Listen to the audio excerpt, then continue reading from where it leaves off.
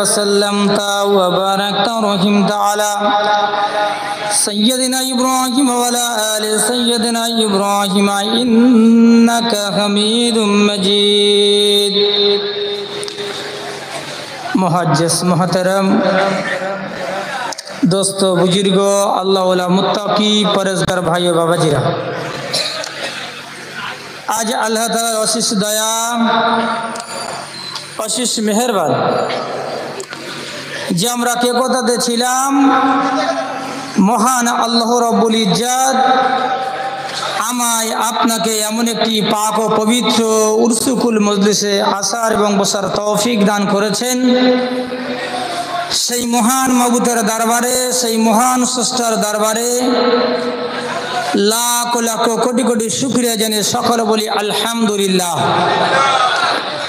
তারই সাথে সাথে আমাদের হাবিব, আমাদের নবী, নবিকুলের শিরোমণি তাজদারে মদিনা মা আমিনার লাল আব্দুল্লাহর দুলাল জনাবি মুহাম্মদ রাসূলুল্লাহ সাল্লাল্লাহু আলাইহি ওয়াসাল্লামের প্রতি হাজার হাজার কোটি কোটি দরুদ ও সালাম বর্ষিত হোক। সকলে বলি আল্লাহুম্মা আমিন, আল্লাহুম্মা আমিন।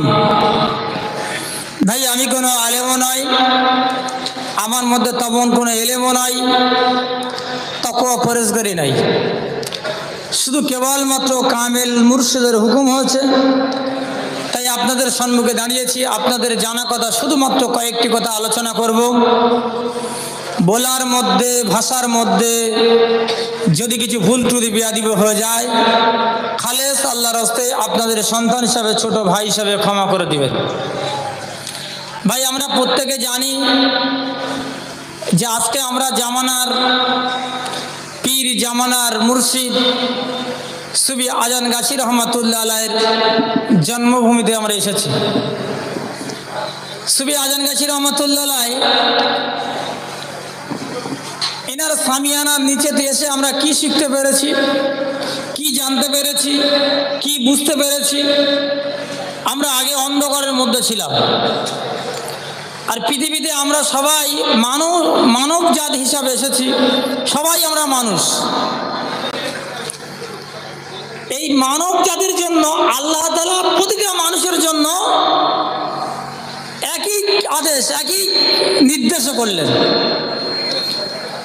সে যে তরিকার হোক, যে সিলসিলার হোক, যে জামাতির হোক না কেন। তো প্রথমে আমরা ভাবতে হবে যে আমরা সবাই মানুষ। তাহলে আমাদের কেমন হওয়া উচিত, কিভাবে আমরা দুনিয়াতে আমাদের জীবনযাপন